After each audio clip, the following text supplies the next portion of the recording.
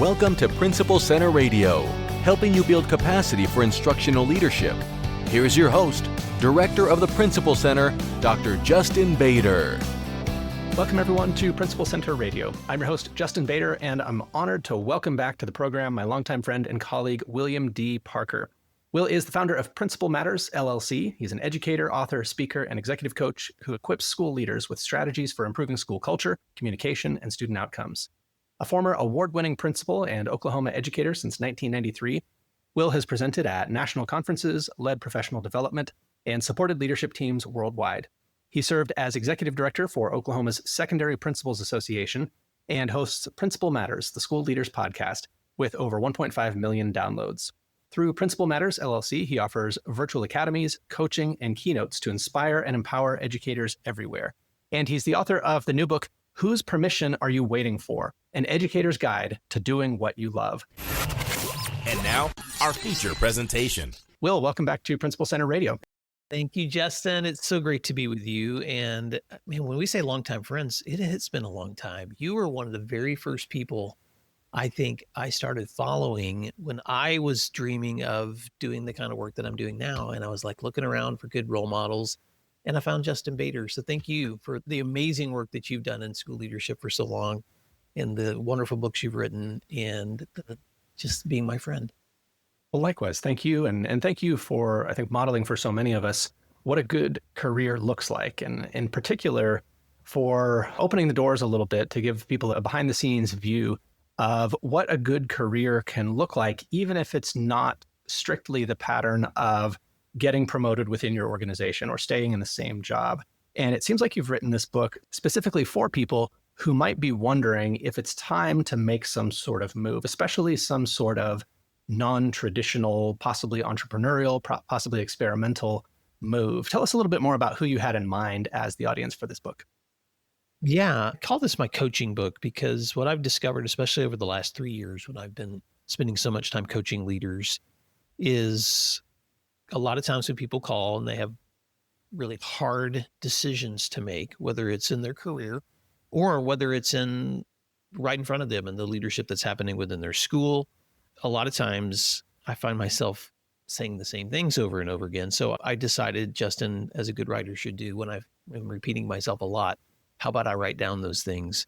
So this book in some ways is kind of both a companion for how to navigate difficult decisions and the pathways in front of you, and at the same time, how to look at the work that you're doing with that same problem-solving mindset. So I hope readers can get more than just one thing out of this book. It's obviously a book I've written for the younger version of me. I wish I had someone 30 years ago who had handed me this book to kind of give me some sense of all the possibilities involved in this career of education. But I also wanted to write it for the more current version of me, a lot of leaders that I'm working with who are just sitting in the middle of some hard decisions. And sometimes they just need feedback of how to make a really good decision based on the complexities of what's right in front of them.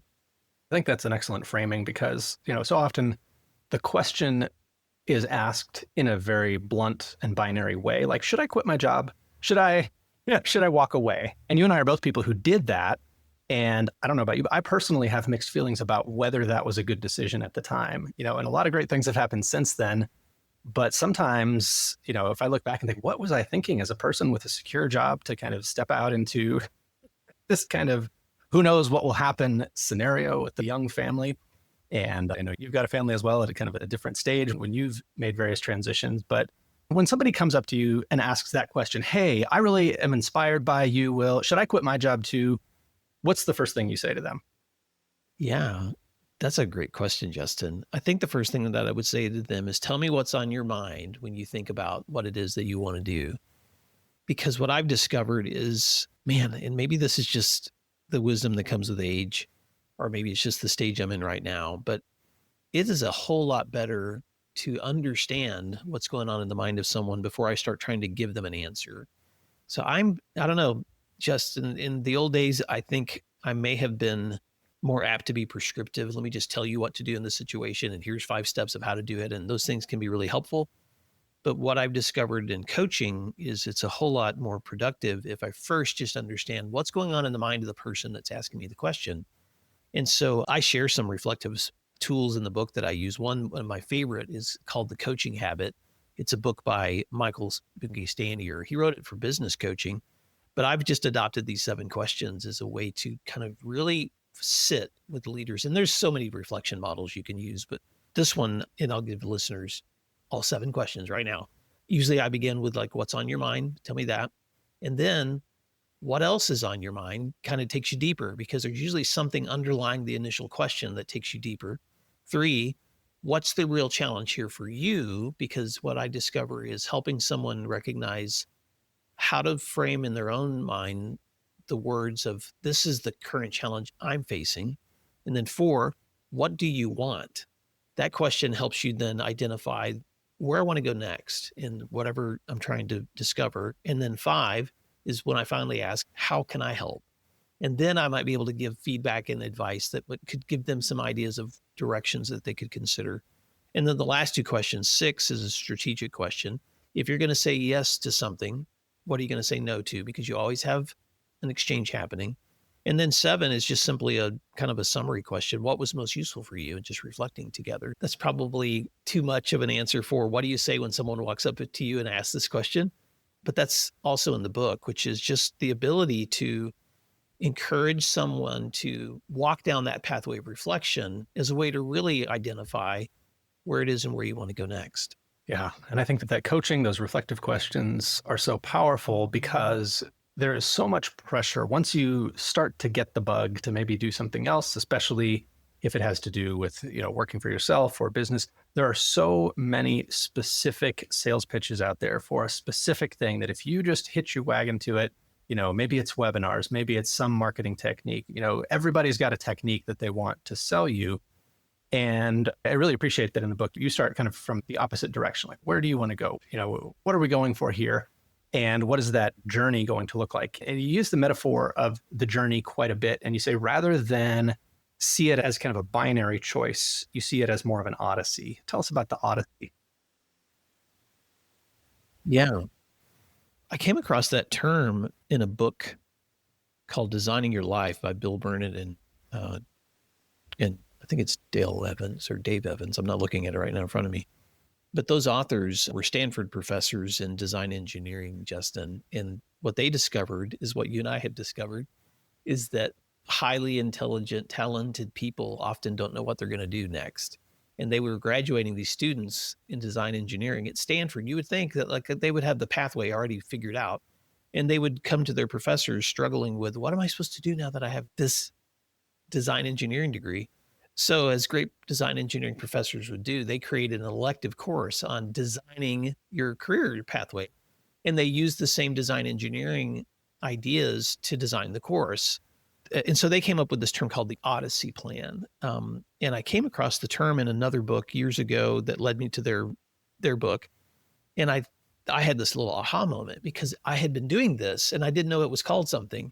And the idea is that if I'm trying to make a decision based on something in front of me, how do I create multiple options for the direction I could go? I could go A or B, or I could say, here's my pros and cons for the 2 things in front of me.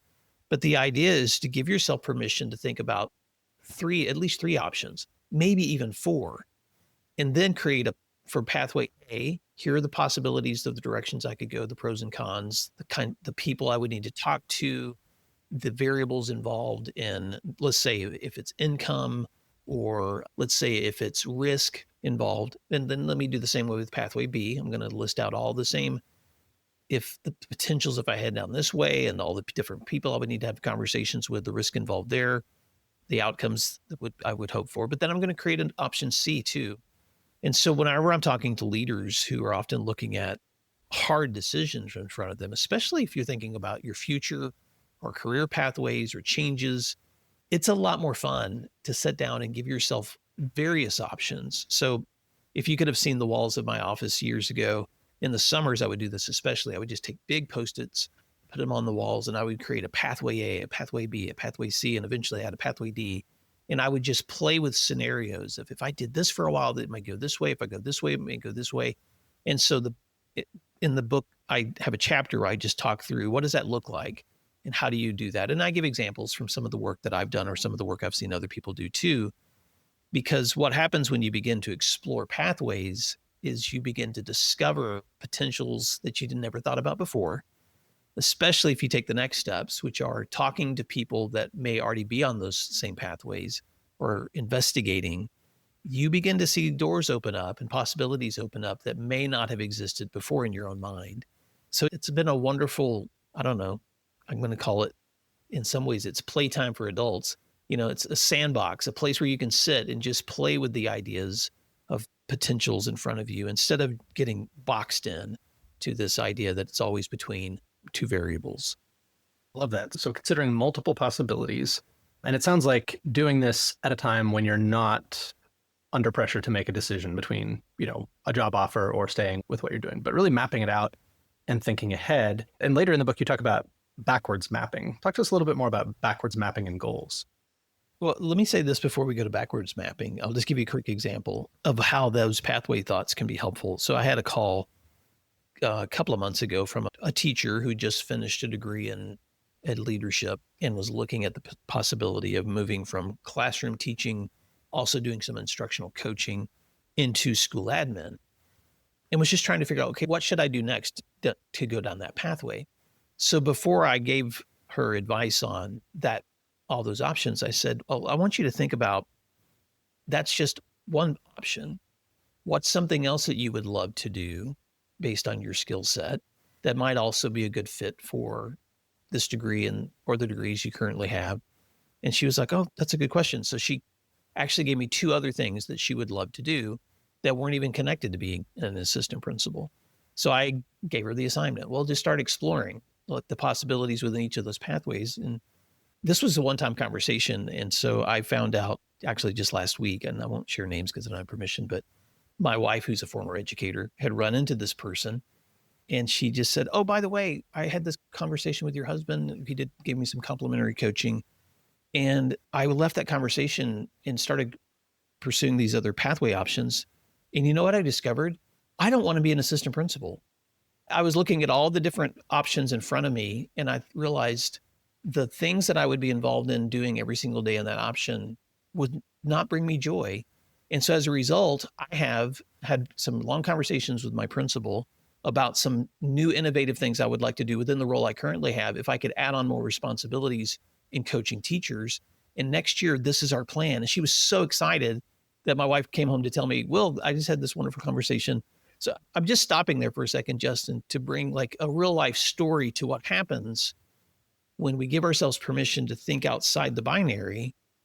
What I'm really trying to encourage people to do, and that's why I wrote the title, Whose Permission Are You Waiting For? An Educator's Guide to Doing What You Love, is to examine the pathways in front of you, but always with the value of what do I know is going to be the best match for the thing I'm the best at? So how do I make sure that I'm still staying connected to something I love to do, but I also know it's going to be great for the people that are receiving value from what I'm doing too. So before I jump into backward mapping, anything you want to reflect on that? Because I just wanted to give you a quick example of how that works. I think that's a great example. And I think often people are hesitant to ask for the kind of position that they have in mind to be created for them, and often are surprised when it works out that, maybe nobody had thought of it before, but, leaders often are eager to say yes to great people on their team. So I think it works out more often than people would expect. I would agree. And I'll take it all the way back to the beginning of the conversation you and I were having when you said sometimes we second guess, should I have headed down this pathway? Should I have stepped out of the traditional role that I was serving in K-12 education? And my answer to that question is, well, I don't know. We can't go back and undo our histories, but I do know this about you, Justin, and I know it about myself too. We wouldn't have taken those steps forward if it hadn't matched something that we knew was bringing us incredible satisfaction, incredible joy, was keeping our batteries recharged. And so I'm going to sound preachy right now, but probably the most important thing to me, if anybody got any value out of this book, would be this, is that whatever you're doing, if you're not finding joy in it, then either rediscover the joy that's available in what you're currently doing, or find that thing that's going to keep your motor running. Because as soon as we settle for doing something that's no longer keeping us energized and creative, then we're no longer serving well. Because it's whether it's in a classroom, whether it's in a school setting, whatever it is, the people on the other side of us deserve to have somebody who is still passionate about the thing they're doing. None of us wants to be on the other side of a teacher who's lost their passion for their subject or for their content or for learning. And so that's why these practices have been so useful for me, is it keeps me centered on the thing that not only brings me joy, but hopefully brings other people value too. I think this is where a fair number of people find themselves, is they do the backward mapping from a position that they've had in mind as their destination. Like, I want to be a principal or I want to be a superintendent. But the next step on that journey is assistant principal. And, there definitely are lots of great people who want to be assistant principals. But for a lot of people, it isn't ultimately what they want. And it is not where their passion is. And especially, even if you do want to be an assistant principal, there are parts of the job that very few people wake up in the morning and say, you know what, I really want to suspend some kids. I really want to get yelled at by the parents. Like, we're all going to face those unpleasant tasks, either as part of doing what we love or on the way to a job where we see ourselves really doing what we love. So any framing advice there for thinking about those things, like, hey, this is just part of, the process of pursuing my goals that I've mapped backwards from. And then, how do we do that? No, that's such a great question, Justin. So I'll respond to that in the way that I've responded to a lot of things I've done that involve parts that I don't like. And that's just life. The degrees that we have, most of the time, there are parts of getting that degree I enjoyed, and there were parts of it that I loathed.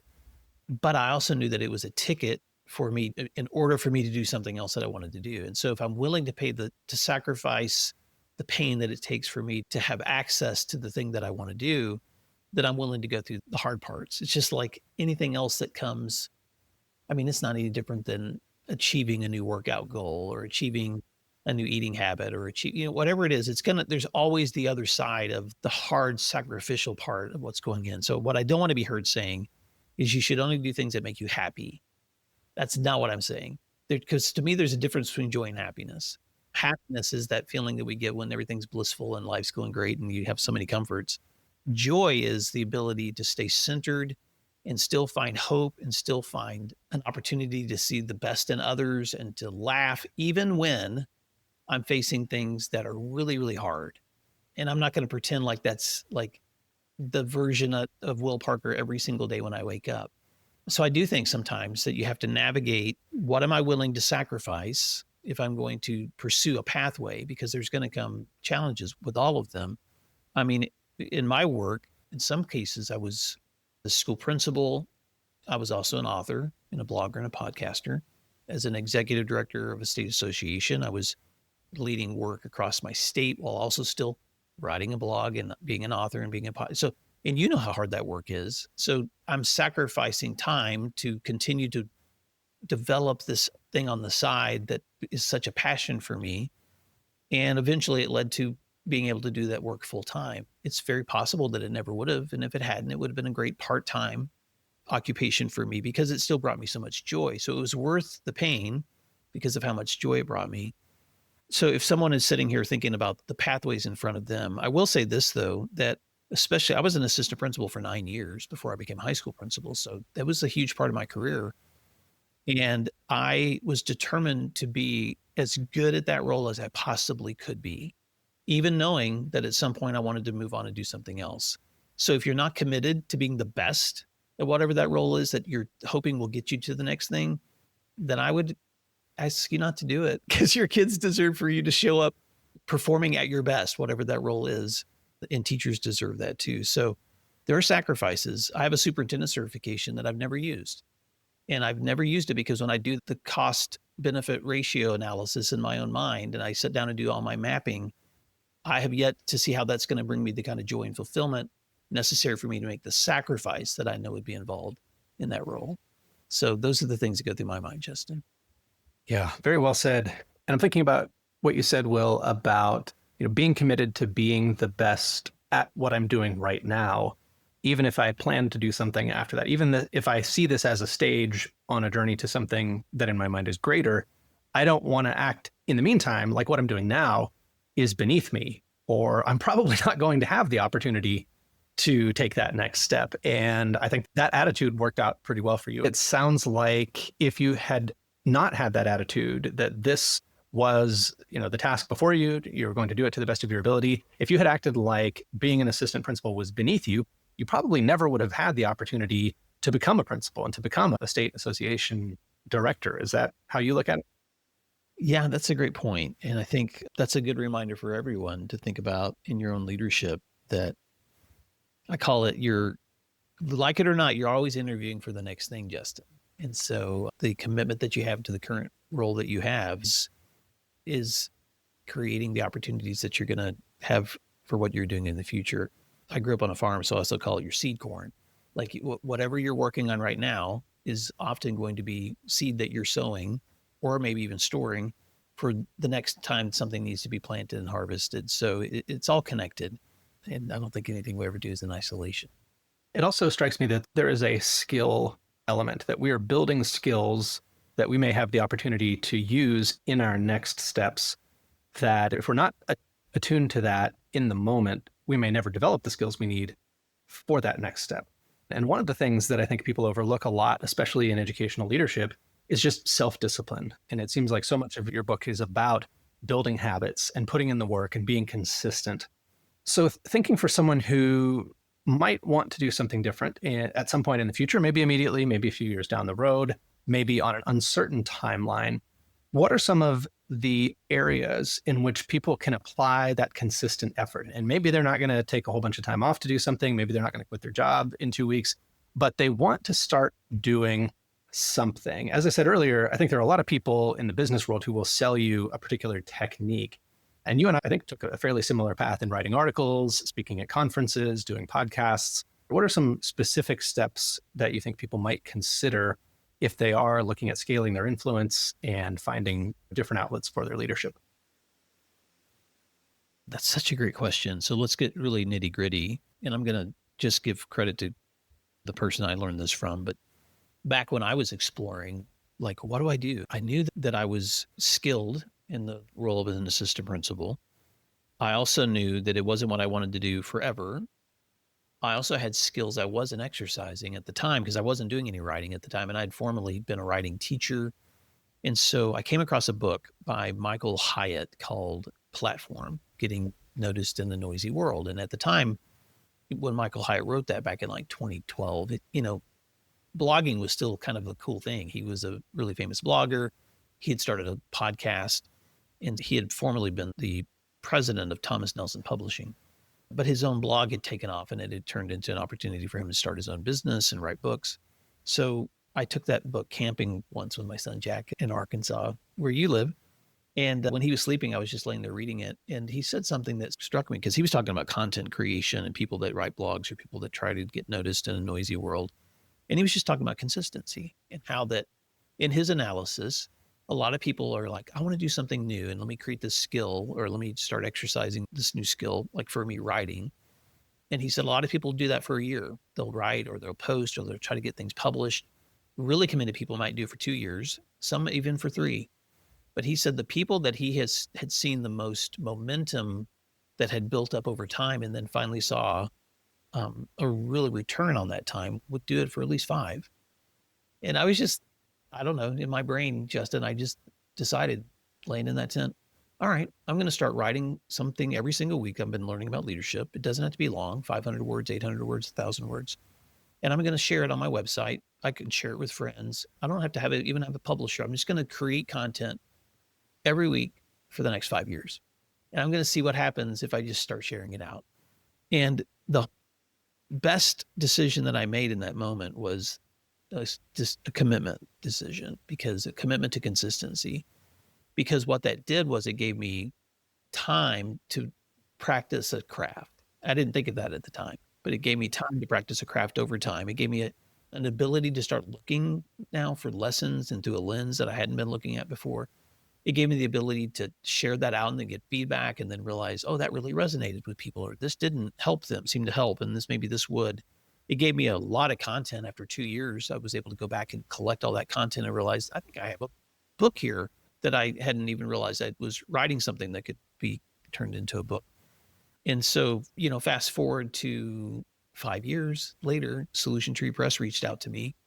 2 publishing companies reached out to me at the same time asking, would I consider doing a book on school communication? And I said yes to Solution Tree and wrote Messaging Matters. And that may have been how we met, because I know you did your first book with Solution Tree too, but I think I was already following you by then.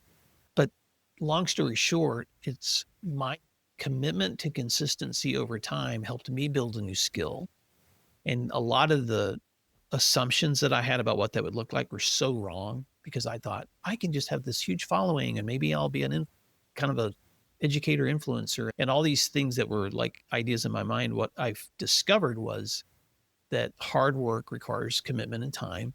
It requires building craft and skill. It requires connecting with people. But if I hadn't made that commitment, Justin, there's no way I would be sharing this book with you today. That's my 4th book, because I would have never started the consistent skills that over time give me an opportunity to build muscle that I can be using in another context. So in some ways I married my worlds, the world of what I was doing with the world of things I wanted to do more of. And it actually created a new world for me to step into. So if someone can pull lessons from that, I know in the book, I share a lot of ideas of, things that have worked for me, but also things I've seen work for other people too. But that consistency piece is a big part of that. Yeah, I think that's so well said. And not to take it at all away from the many specific chapters you have in the book on how to do this and some areas to explore, I thought I would do something that I don't think I've ever done on this podcast before, and that is read a quote from someone else that I think speaks to what you're talking about. And I'm sure you've heard this quote from Ira Glass, host of This American Life. He says, nobody tells this to people who are beginners. I wish someone told me. All of us who do creative work, we get into it because we have good taste, but there's this gap. And I'll pause here and say, you and I probably read lots of books that we admired, and we thought, I would like to be the person who writes these books, not just reads them. And then I'll continue the quote here. But there's this gap. For the first couple of years, you make stuff. It's just not that good. But your taste, the thing that got you into the game, is still killer. And your taste is why your work disappoints you. The most important thing you can do is a lot of work. It is only by going through a volume of work that you will close that gap, and your work will be as good as your ambitions. It's going to take a while. It's normal to take a while. You've just got to fight your way through. Again, that's from Ira Glass, who started a little podcast over 20 years ago. That's good stuff. In his podcast. Oh my gosh. And I can't listen to This American Life without just constantly just being immediately pulled in to the stories that they create there. And I've never thought about using that analogy of your taste is what attracts you to something that you want to do too. It's funny, Justin, because something else that's been an aha moment for me is now that I know so many educators, I just assumed everybody wants to do things I want to do. Like everyone wants to be a writer, everyone wants to speak, and that's just not true. I think though I get attracted to people that like to do the things I do, so which is one of the reasons I'm friends with you. This may not be a book that resonates with everyone, but what I've tried to do is write this for the 20-something-year-old who's stepping into education and looking down those pathways and can see a potential future for herself that maybe she hasn't seen, or for that person that's at the end of their career that is just kind of thinking, what do I want to do next that I would absolutely love? Or for that person that's just right where they want to be, but maybe they just want to rediscover some things that are going to make them better in the pathway that they're currently on. So I hope people find it helpful. I think they absolutely will. And I'm glad you highlighted, the variety of different scenarios people might find themselves in. Because I think as a young educator or someone at the beginning of your education career, you do need a bit of a roadmap to think, okay, where could this go? I have maybe a default path in mind, but maybe I need not a binary choice, but an odyssey, multiple options for how things could go. And often people later in their careers find themselves with multiple options. If you have had a successful career, sometimes you'll get offered multiple gigs that you ultimately have to turn down because, there could be multiple people who are interested in working with you. And you've got to do what makes the most sense for you in the moment. But also, I think you do such a good job of this in the book, Will, is think ahead and work backwards from, possible futures that you might be able to realize by doing some work in the meantime and being patient and putting in that work over time. Yeah. I never answered your question about backward mapping. So here, I'll give it the 30-second drop. But I have a good buddy who's a sailor, and he also was a school principal. And so whenever he's getting ready to navigate a big trip on the water, he's going to take a look at the map and know exactly where he's going to go. And he's going to backward plan it all the way to where he is.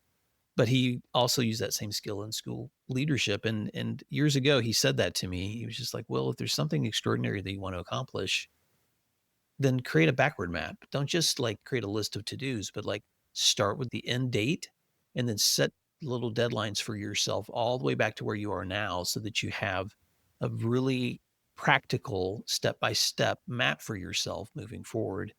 And so that's been something super helpful for me, especially as I'm transitioning between things, to have a map moving forward, but also have a map that kind of helps me step backward too. So sometimes for me, that's looked like, how do I exit something while also entering something at the same time? So you can find that in the book too. Well, it is quite a gift to anyone who is in search of that guidance and that mentoring. So the book is Whose Permission Are You Waiting For? An Educator's Guide to Doing What You Love. And Will, if people want to learn more about your work or maybe get in touch with you, where's the best place for them to go online? Well, they can find me at my website at williamdparker.com. And I'm usually by that name on social media too, but that's the easiest way to find me, Justin. Wonderful. Well, Will, thank you again for joining me on Principal Center Radio. It's been a pleasure. Thank you, my friend. Thanks for listening to Principal Center Radio. For more great episodes, subscribe on our website at principalcenter.com/radio.